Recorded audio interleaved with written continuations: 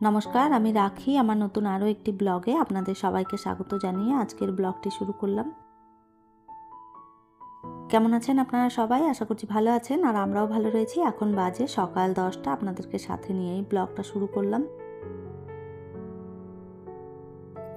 আজ হচ্ছে বৃহস্পতিবার। এখন যে ভিডিওটি আপনারা দেখতে পাচ্ছেন এটা বৃহস্পতিবার দিনের ভিডিও। একটু দেরি হয়ে গেল দিতে। অনেক সকালবেলায় ঘুম থেকে উঠেছি। ঘুম থেকে উঠে বিবেককে স্কুলের সমস্ত রেডি করে দিলাম। ওকে স্কুলে টিফিন বানিয়ে দিয়েছি, ড্রেস আয়রন করে ওকে রেডি করে খাইয়ে তারপরে নিচে গিয়ে পাশে তুলে দিয়ে এসেছি। আর এরপরে এই যে প্রতিদিনকার মতন যে আমার কাজকর্মগুলো রয়েছে সেগুলো আর কি গুছিয়ে নিচ্ছি। বিবেক চলে যাওয়ার পর বিছানাপত্রর অবস্থা ভীষণ খারাপ থাকে, তো ওইগুলোই আর কি গুছিয়ে নিলাম। বই খাতা সমস্ত ছড়িয়ে ছিটিয়ে ছিল, সেইগুলো জায়গা মতন রেখে দিয়ে এরপরে এই যে বিছানার চাদরটা একটুখানি চেঞ্জ করে নিচ্ছি। বেশ কয়েকদিন ধরেই আর কি আমি বিছানার চাদরটা পেতে রেখেছিলাম, তো ভাবলাম আজকে চেঞ্জ করে একটা ধোয়া কাচা চাদর আরও পেতে দেব। আর বেশি দিন বিছানায় যদি চাদর পেতে রাখা হয় না, তখন চাদরগুলো খুব বেশি নোংরা হয়ে যায়। আর যখন খুব বেশি নোংরা হয়ে যায় তখন দেখবেন কাচার পরেও খুব বেশি ভালোভাবে ছাড়তে চায় না। তো একটু নোংরা কম থাকতে থাকতেই যদি উঠিয়ে দেওয়া হয় তাহলে বেশ ভালো হয়। এই মুহূর্তে আপনারা যারা আমার ভিডিওটি দেখছেন প্লিজ একটি লাইক করে দেবেন, আর আমার ভিডিওর কোনো অংশ যদি আপনাদের ভালো লেগে যায় কমেন্ট করে জানাতে ভুলবেন না। এই ধরনের ভিডিও যদি আপনারা আরও দেখতে চান চাইলে কিন্তু আমার চ্যানেলটিকে সাবস্ক্রাইব করেও রাখতে পারেন। কাজটি যারা অলরেডি করে রেখেছেন তাদের অসংখ্য ধন্যবাদ। এর আগের দিনের ব্লগে আপনারা অনেকেই আমাকে কমেন্ট করেছেন, কিন্তু কারোর কমেন্টের কোনো রিপ্লাই আমি দিতে পারিনি। এবং যে ভিডিওগুলো আমি প্রত্যেক দিন দেখি দিদি বোনেদের, তো তাদের ভিডিওগুলো আমি দেখতে পারিনি। তো তার জন্যে খুব আমি দুঃখিত। আসলে আমার শরীরটা ভীষণ হঠাৎ করে খারাপ হয়ে যায়, যে কারণে না আমি ভিডিও দিতেও পারিনি আর তার সাথে সাথে ভিডিও দেখতেও পারিনি। তো আপনারা কিছু মনে করবেন না, আমি প্রত্যেকের কমেন্টের রিপ্লাই দিয়ে দেবো। রূপা দেবী অফিসিয়াল আইডি থেকে একটা বোন কমেন্ট করেছে, আমারও ইচ্ছে ঘর হয়ে গেলে তোমার মতো সুন্দর একটা রান্নাঘর বানাবো। আচ্ছা ঠিক আছে, আমার রান্নাঘরটা তোমার এত ভালো লেগেছে তার জন্য অসংখ্য ধন্যবাদ। সোমা দিদিভাই কমেন্ট করেছে, তোমার বেলকনির গাছগুলো খুব সুন্দর। থ্যাংক ইউ সো মাচ দিদিভাই। রুনা ঘোষ একটা বোন কমেন্ট করেছে, খুব সুন্দর হয়েছে তোমার ব্লগ, আমিও গান শুনতে শুনতে কাজ করি, গান শুনতে শুনতে কাজ করলে কাজ খুব ভালো হয়। হ্যাঁ গো বোন, একদম ঠিক বলেছ, আমিও গান শুনতে শুনতে কাজ করি। আর কখন যে কাজগুলো শেষ হয় বোঝাও যায় না, আর গান শুনতে শুনতে কাজ করলে বেশ মাইন্ডটাও ফ্রেশ থাকে। বাংলাদেশ থেকে একটা দিদিভাই কমেন্ট করে জানতে চেয়েছেন আমার সাথে কিভাবে যোগাযোগ করবেন। তো যোগাযোগ তো সেভাবে করার কথা আমি ঠিকঠাক বলতে পারবো না, তবে আমার রাখি বিশ্বাস নামে ফেসবুক রয়েছে, আপনি সেখানে চেষ্টা করতে পারেন। যাই হোক, আপনারা আরও অনেকেই কমেন্ট করেছেন, প্রত্যেককে জানাই অসংখ্য অসংখ্য ধন্যবাদ। এভাবেই সবাই পাশে থাকবেন। আর এই যে শোকেসটা একটুখানি ভালো করে মুছে নিচ্ছি, কেননা এই দিকের ফার্নিচারগুলো না খুব বেশি মোছা হয়নি, কয়েকদিন ধরে এরকমই পড়ে রয়েছে, তো দেখলাম একটুখানি দাগ দাগ হয়ে গেছে। আর আয়নাগুলো একদিন দুদিন ছাড়া ছাড়াই কীরকম একটা দাগ হয়ে যায়, তো এগুলো একটুখানি মুছে নিলে না বেশ সুন্দরভাবে পরিষ্কারভাবে সব কিছু দেখা যায়। নাহলে আবারও সেই কাচের উপরে যদি সাদা সাদা দাগ থাকে দেখতে ভীষণই বাজে লাগে। তো ওই জন্যই ভাবলাম এগুলো একটুখানি মুছে নিই, তারপরে বাকি যা কাজকর্মগুলো রয়েছে সেগুলো করে নেব। আর এইদিকে মাছটাকে একটুখানি খাবার দিয়ে দিলাম। কয়েকদিন ধরে ভাবছি যে একটুখানি বাজারে গেলে আরও দুটি মাছ কিনে আনবো, তো বাজারে সেভাবে যাওয়া হচ্ছে না। এর ফাঁকে একদিন গিয়েছিলাম জানেন তো, সেই দিন আবার মঙ্গলবার। তো আমাদের এই দিকটাতে মঙ্গলবার পুরো বাজার বন্ধ থাকে, শুধুমাত্র সবজি বাজারটা খোলা থাকে, বাকি দোকানপাট সেভাবে খোলে না। তো গিয়েছিলাম মঙ্গলবার দিন বাজারে, একদমই মাথায় খেয়াল ছিল না যে আজ মঙ্গলবার। গিয়ে দেখছি মাছের দোকানটা বন্ধ রয়েছে, তো ঘুরে আবার চলে এসেছি। আর সেই দিনের পর থেকে আর যাওয়াও হয়নি, আর মাছও আনা হয়নি। সমস্ত ফার্নিচারগুলো একটুখানি ঝেড়ে মুছে নিয়েছি, আর এইদিকে পুরো ঘরটা গুছিয়ে এরপর ঝাড়ু মেরে নিলাম। আর এরপরে একটুখানি সময় করে ঘরটা মুছে নিলে একদম পুরো পরিষ্কার হয়ে যাবে।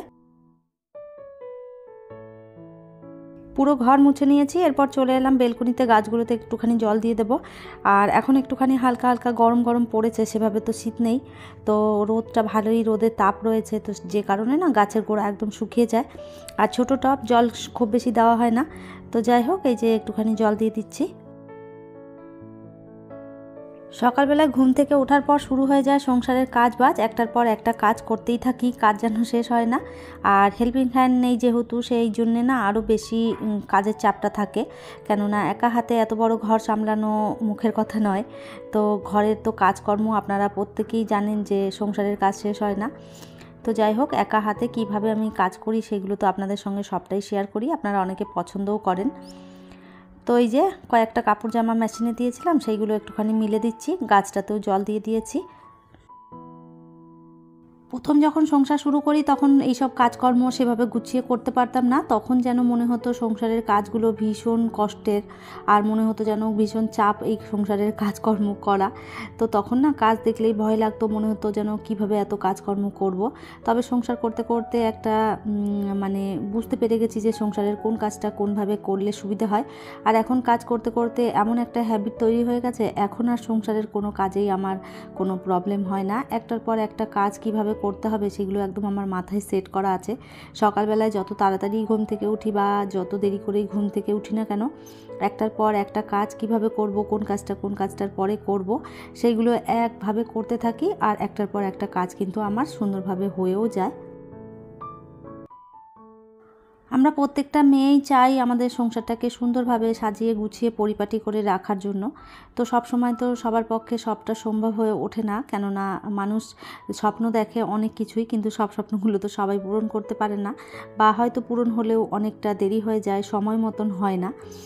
তো যাই হোক, এভাবেই আর কি সংসার করতে হবে, গুছিয়ে বাগিয়ে করতে পারলে তো খুব ভালোই হয়। আপনারাও সবাই চেষ্টা করবেন সংসারটাকে ভালোবেসে নিজের মতন করে কাজবাজ গুছিয়ে করতে, কেননা সংসারের প্রত্যেকটা জিনিস একটার পর একটা করতে গিয়ে না আমাদের মানে মাথার ঘাম পায়ে পড়ে বলতে পারেন, কেননা চাইলেই তো সব কিছু হাতের সামনে পাওয়া যায় না।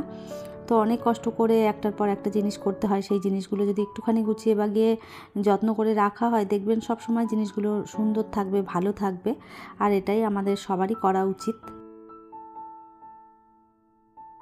আপনাদের সাথে গল্প করতে করতে অনেকটা কাজ আমি এগিয়ে ফেলেছি, আর কয়েকদিন ধরেই ভাবছিলাম ঘিটা বানাবো, তো সময় হচ্ছিল না। আজকে সমস্তটা রেডি করে রেখে দিয়ে তারপরে এই যে স্নান করে চলে এলাম।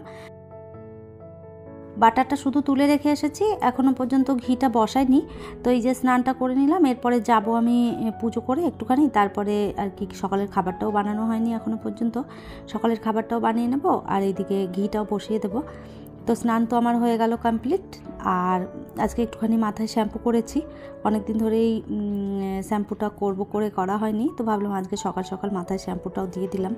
ভালোই হয়েছে, একবারে সমস্ত কাজগুলো ঝামেলা মিটে যাচ্ছে, কেননা এই সমস্ত কাজগুলো না করব ভাবে আর পড়েই থাকে। আর এই তো চলে এলাম কিচেনে, ওইদিকে ঘিটা বসিয়ে দিয়েছি, আর এইদিকে একটুখানি চিড়ের পোহা বানাবো। তো সকালে নাস্তায় বেশিরভাগ এই ধরনের খাবারগুলোই এখন খেয়ে থাকি। তো এই যে বানাচ্ছি চিড়ের পোহা, একটুখানি বাদাম ভেজে নিয়েছি, আর পেঁয়াজ দিয়েছি, টমেটো, ক্যাপসিকাম। আজ খুব বেশি আর ভালো করে করব না, মোটামুটি কোনো রকম নিজের খাওয়ার মতন করে নেব আর কি। একটুখানি সবজিগুলো ভাজা হলেই তারপরে চিড়েটা দিয়ে নামিয়ে দেব। আগে সকালের নাস্তায় বেশিরভাগ সময় রুটি তরকারি খাওয়া হতো, আর এখন তো বিবেকের বাবা বাড়িতে সেভাবে থাকে না, তো যে কারণে না খুব বেশি আর রুটির ঝামেলা করতে যাই না, একার জন্যে আর রুটি করব আবার অনেক ঝামেলা করতে হয়। তো সেই জন্য এই খাবারগুলো তাড়াতাড়ি হয়েও যায়, খেতেও বেশ ভালো লাগে। তো এই যে একটা ডিম সিদ্ধ করে নিয়েছি, আর তার সাথে হয়ে গেছে আমার চিড়ের পোহা, আর এইদিকে ঘিটাও হচ্ছে আস্তে আস্তে। ঘিটা হতে বেশ কিছুক্ষণ সময় লাগবে, তো এখন এভাবেই বসানো থাকুক, আর আমি গিয়ে ততক্ষণে ওইদিকে খাবারটা খেয়ে নেব। সত্যি কথা বলতে সমস্ত কাজ বাজ গুছিয়ে যখন খেতে বসি তখন একটা আলাদাই শান্তি আছে মনের ভেতরে, কোনো রকম কোনো চাপ থাকে না, পিছনে কোনো তাড়া নেই যে এটা করতে হবে ওটা করতে হবে। তো বসে ধীরে সুস্থে খাবারটাও খাওয়া যায়। আর এই যে খাবার খাবো, একটুখানি ফোন ঘাঁটবো, নাহলে বান্ধবীর সাথে একটু ফোনে কথা বলবো, মায়ের সাথে বলবো, এই সব সময় কাটাবো, তারপরে দুপুরে রান্নাবান্না রয়েছে। তাহলে চলুন খেতে থাকি, আর আজকের ভিডিওটা এই পর্যন্তই, ফিরবো নতুন ব্লগ নিয়ে। ততক্ষণের জন্য সবাই ভালো থাকবেন, সুস্থ থাকবেন, আবারও দেখা হবে নতুন একটি ব্লগে।